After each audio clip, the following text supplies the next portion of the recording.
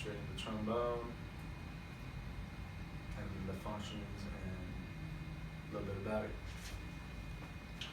Alright, first off, I want you to know that there are a good handful of trombones or types. You vary on what type of style you get.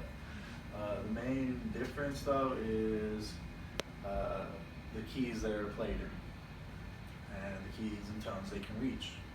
So you have a bass trombone that's going to get you to the lowest keys on a scale. It's going to get you the lowest tone as possible with the use of different valves and triggers that would be on the trombone that would allow you to hit these notes. A tenor bass is a trombone similar to this, but there's extra additional piping that has a trigger here as well. And then you also have the tenor trombone, which I will be demonstrating here today. Alto is same style with a curve around here and be a lot shorter. And the soprano, the whole thing would be a lot shorter, curving here, having a small bell and having a smaller slide. All these get you different sounds and keys you're playing in.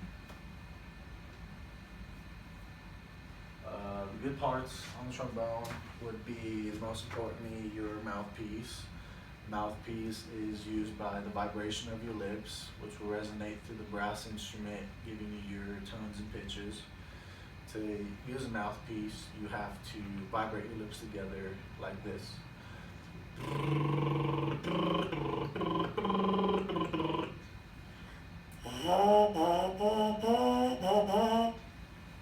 Like that. Not the best sound, but once it resonates through the brass instrument, it comes out as music. You have the small tuning slide here. This adjusts, which would allow you to actually get in tune to certain notes you're trying to reach, depending on what key you're playing in. You have the main tuning slide, which is also known as a slide, the position and notes depending on where you're at in the slide. You have a slide lock. Doesn't let the slide move. It's usually when you're in a rest position or transporting your instrument. Trombone consists of 3 pieces: the bell, the slide, the mouthpiece.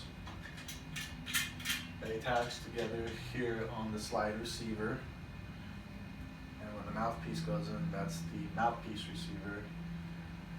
And that's all supported by the bell brace here, here, and here. And this gives you the trombone instrument. Trombone was first invented around the 15th century in France. It looked a lot similar to this. Probably used a lot finer brass at the time. It was mostly used in religious music, such as being played in a church, choir. Eventually moved on to being adopted in the ensemble family, used in performances as the 18th century came around. And the slide here resembles kind of like the sword.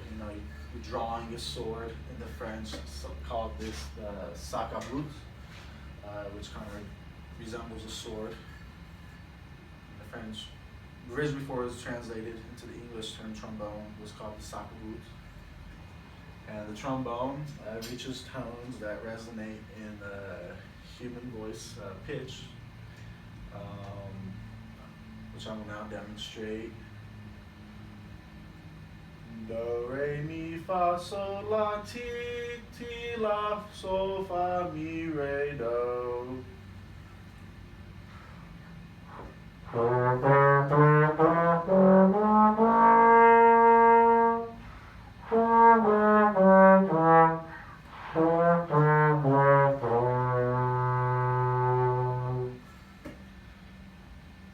Notes I hit here, you'd be able to be known as the slide positions. You kind of can look at these as 1, 2, 3, 4, 5, 6, 7. 1 here is in first position, second position, third when you're around the bell here, fourth just after the bell, fifth, sixth, and seventh all the way out. Depending on how you're playing these, will give you a variety of notes. That's the great usefulness of the trombone. You have easy accessibility compared to other instruments using triggers. Glad I got to show you a little about the trombone. I myself have played for 7 years consecutively, but haven't picked it up as much as I used to. I've owned this one here probably for about 10 years now. It's definitely more of a simple instrument compared to most, but it is something that one can really enjoy.